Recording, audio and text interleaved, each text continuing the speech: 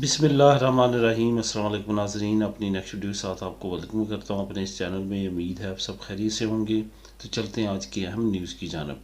सबसे पहले बात करेंगे यूरोपीय यूनियन इंग्लैंड के दरमियान मुतवक्की माहदे की, उसके बाद स्पेन नेशनलिटी की ताज़ा तरीन सूरत हाल पे, और इंग्लैंड हुकूमत का अहम ऐलान कि इनको लाजमी तौर पर फ़ायदा उठाना चाहिए, उस पर बात करेंगे।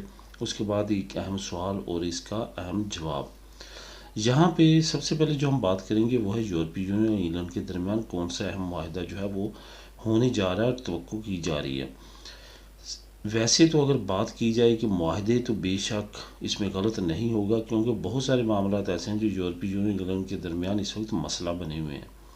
इसमें सबसे जो अहम मसला है वो है यूरोपियन सेटलमेंट स्कीम के तहत जो लाखों की तादाद में लोग यूरोप से हिजरत करके इंग्लैंड जा चुके हैं, और वहाँ पे जो मुख्तलिफ़ तरह के उनके मसले मसाइल हैं उनके बारे में यूरोपीय यूनियन इंग्लैंड के दरमियान माहिदा मुतवक्किल है। उसके बाद जो दूसरी बात है वो ये है कि बहुत सारे क्रिमिनल्स भी यूरोपीय यूनियन से इंग्लैंड शिफ्ट हुए हैं, और बहुत सारे जो ब्रिटिश लोग थे, जो क्रिमिनल्स थे, वो वहाँ से निकल के यूरोपीय यूनियन की तरफ आए हैं, और यूरोपीय यूनियन में आके उन्होंने मुख्तलिफ ममालिक में अपना अंदराज करवाया। यहाँ पे जो नया डाटा सामने आया वो ये है कि 900 के करीब ऐसे हाई क्रिमिनल्स हैं यूके के, जो कि मुख्तलिफ यूरोपीय मुल्क में आके छुपे हुए हैं। उनके बारे में भी काफ़ी ज़्यादा परेशानी पाई जाती है दोनों खित्तों के दरमियान। इसमें कि एक रेपिस्ट ऐसा था जिसने रेप करने के बाद उस औरत का कत्ल किया, और उसके बाद उसकी फैमिली को भी ज़दोकोब किया। उनमें से कुछ को इतना शदीद ज़ख्मी किया कि वो हॉस्पिटलाइज हुए। उसके बाद उसने यूके को छोड़ा, और उसके बारे में खदशा ये कि वो इस वक्त हॉलैंड में छुपा हुआ है।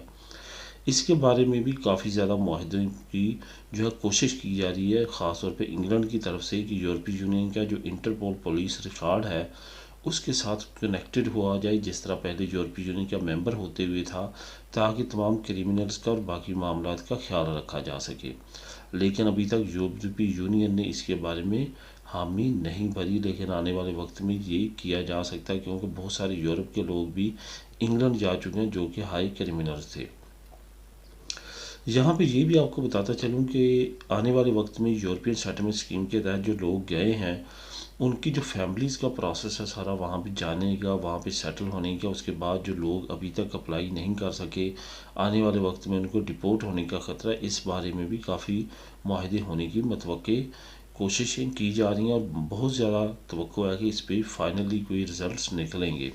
यहाँ पे आपको बताता चलूँ कि इंग्लैंड ने अभी तक कोई भी ऐसा इकदाम नहीं उठाया जिसकी वजह से यूरोपीय यूनियन में कोई परेशानी पाई जाए, क्योंकि बार बार टाइम जो है वो एक्सटेंड किया जा रहा है। अब वेल्स की तरफ से मार्च तक का टाइम एक्सटेंड किया गया है। अगर मार्च तक कोई अप्लाई नहीं करता और इसी तरह मामले चलते रहते हैं तो फिर परेशानी की बात होगी, और फिर उन्होंने लाजमी तौर पर यूरोपीय यूनियन के उन लोगों को डिपोर्ट करना शुरू करना है जो कि अभी तक एलिजिबल नहीं होंगे और जिन्होंने अप्लाई नहीं किया होगा। इसके साथ मैं आप लोगों के साथ ये भी शेयर करूँगा कि जो नए माहदे हैं उस पर अमल तकरीबन दोनों तरफ से होगा, और जो ख़ास तौर पे माहदे गैर मुल्कियों पे असरअंदाज होंगे, उसमें एक तो यूरोपियन सेटलमेंट स्कीम के तहत जो लोग गए हैं उनके दरमियान और यूरोपीय यूनियन के दरमियान जो माहदे होंगे वो अफेक्टेड हो सकते हैं। इसके साथ साथ जो फैमिली वीज़ा से रिलेटेड, जो फैमिली परमिट से रिलेटेड जो नए कवानीन और नई पॉलिसीज़ आएंगी वो फैक्टर हो सकती हैं। लेकिन इन माहिदों से ये फ़ायदा होगा कि ये माहिदे ऐसे होंगे जो कि मज़ीद आसानियाँ पैदा करेंगे। इस वजह से इनकी काफ़ी ज़्यादा अहमियत होगी, और उम्मीद की जाती है कि बहुत जल्द ये माहिदे जो हैं पाया तकमील तक पहुँचेंगे। इसके बाद स्पेन नेशनलिटी से रिलेटेड ताज़ा तरीन सूरत हाल क्या है। इस वक्त जो सिचुएशन है वो ये है कि आपको मालूम है प्लानिटरी चेक जब मुतारफ़ करवाया गया मार्च में, उसके बाद हमने देखा बहुत ज़्यादा तेज़ी आई, और ऐसे ऐसे केसेस जो हैं वो पास हुए जो 5-5 6-6 साल से पेंडिंग पड़े हुए थे। उस ज़माने के केसेस जब रजिस्टर सिविल ने वो जमा करवाए थे लेकिन उनके रिज़ल्ट नहीं आ रहे थे, वो प्लानिटरी चक्के में 3 लाख से ऊपर केसेस के रिज़ल्ट आए। पॉजिटिव आए, नेगेटिव आए या वेटिंग में आए, लेकिन उनका कुछ ना कुछ पता ज़रूर चला कि अब उन पर काम हो रहा है। इस वक्त सिचुएशन ये है कि सिर्फ और सिर्फ 1 महीना बाकी है जो कि अभी शुरू हो चुका है। इस 1 महीने में प्लानिटरी चेक ने वो लोग केसेस जो कि 80,000 के करीब पेंडिंग हैं, उनके रिज़ल्ट्स नहीं आए, उनके रिज़ल्ट्स देने अब उनके रिज़ल्ट्स में आप पॉजिटिव भी हो सकते हैं, नेगेटिव भी हो सकते हैं, लेकिन उनके रिज़ल्ट्स आ रहे हैं। इन रिज़ल्ट्स में जो सबसे अच्छी बात है वो ये है कि इन तमाम के तमाम रिज़ल्ट्स में से वो केसेस भी हैं जो कि 1 साल से भी कम अरसे में जमा हुए हैं। इस वजह से वो दोस्त जो कि मुझे कमेंट करते हैं कि हमें कोर्सो करनी चाहिए या नहीं, अभी हमें साल हो चुका है या होने वाला है, तो मैं उनसे यही कहूँगा कि कम से कम आप इस साल वेट करें, इस साल के आखिर तक अपने केसेस को स्टडी करें, चेक करें ऑनलाइन कि उनका स्टेटस चेंज हो रहा है, क्या नई पेशरफ्त है। उसके बाद आप कोई भी ऐसा इक़दाम उठाएं।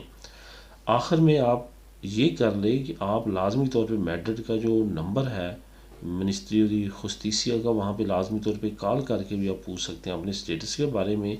अगर वो आपके स्टेटस का आप स्पेसिफिक नहीं भी बताएंगे तो वो कम से कम आपको ये बता देंगे कि अभी हम किस महीने तक, किस मंथ तक नेशनलिटीज़ को डील कर रहे हैं। जहाँ तक बात है आपके केसेस की, हर बंदे का केस जो है वो वेरी करता है, डिफरेंट है। अगर आपके केस में कोई मसला होगा तो वो भी वहाँ पे क्लियर कर देंगे, और अगर नहीं होगा, आने करीब आपकी पास होने वाली होगी तो वो भी वहाँ पे आपको क्लियर हो जाएगा, और उसके मुताबिक फिर आप नेक्स्ट जो है वो स्टेप उठाएं। अगर आपने रिकॉर्ड करनी है तब, अगर नहीं करनी तब आप उस पर फिर फैसला करें। अब बात करते हैं इंग्लैंड हुकूमत का अहम ऐलान जिससे लाजमी तौर पे फ़ायदा उठाना चाहिए। जैसे कि आपको मालूम है कि अब कोरोना वायरस के बाद मुख्तलिफ ममालिक अपने शहरियों को मुख्तलिफ सहूलतें देने के लिए नए नए पैकेज लेके आ रहे हैं। ख़ास तौर पे ये जो अभी मंथ चल रहे हैं, इसके बाद 2022 आएगा, ये काफ़ी ज़्यादा अहमियत के हामिल है। यहाँ पे काफ़ी ज़्यादा बेनिफिट्स मिलेंगे। इंग्लैंड में रहने वाले ख़ास तौर पे मैं मुतवज्जो हूँ यूरोपियन सेटलमेंट स्कीम के तहत जो यूरोपियन लोग इंग्लैंड में गए हैं उनके साथ के नए पैकेजेस आ रहे हैं, जिसका मैं लिंक भी दे दूँगा नीचे डिस्क्रिप्शन में। उसमें आपको बेनिफिट्स मिलने जा रहे हैं। कोई शोबा ज़िंदगी या कोई ऐसा मामला नहीं है जहाँ पे आपको बेनिफिट नहीं दिया जाएगा। हीटिंग से लेके, कूलिंग से लेके, इलेक्ट्रिसिटी बिलों के, इसके साथ साथ बाकी स्कूलिंग के बच्चों के बेनिफिट्स, क्रिसमस बेनिफिट, इस तरह के और बहुत सारे बेनिफिट जो हैं वो नीचे जो लिंक है वहाँ पे बेशुमार उन्होंने बेनिफिट्स लिखे हुए हैं। वो तमाम के तमाम आप अप्लाई कर सकते हैं। आपके लिए एलिजिबिलिटी ये है कि आपको 1 साल पहले से यूके में होना चाहिए और वहाँ पे रहना चाहिए। उसके प्रूफ आपसे मांगेंगे तो आप अप्लाई कर सकते हैं, और ये आपको लाजमी तौर पे मिलेंगे। ऐसा नहीं होगा कि आपको रिफ्यूज़ कर दिया जाएगा। अगर आप उनकी रिक्वायरमेंट में पूरा उतरते हैं तो लाजमी तौर पे आपको ये बेनिफिट्स मिलना शुरू हो जाएंगे।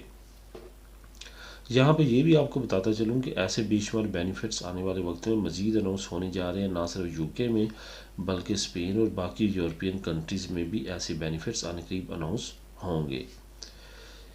अब बात करते हैं एक सवाल का जो जिसका जवाब जो है वो काफ़ी अहम है। एक दोस्त ने क्वेश्चन किया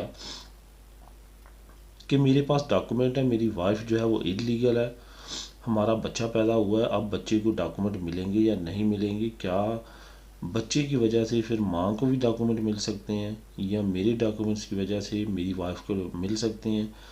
इस तरह उन्होंने क्वेश्चन किया। सबसे पहले तो आपको ये बताता चलूँ कि जब आपका बच्चा पैदा होता है, वालिद या वालदा दोनों में से एक का लीगल होना ज़रूरी है। अगर आप चाहते हैं कि आपका बच्चा भी लीगल हो तो ज़ाहिर है यहाँ पे वालिद के पास डॉक्यूमेंट है, तो आपका जो बेटा या बेटी बच्चा पैदा हुआ है उसको आपके वालिद के थ्रू डॉक्यूमेंट मिल जाएंगे, कोई मसला नहीं है।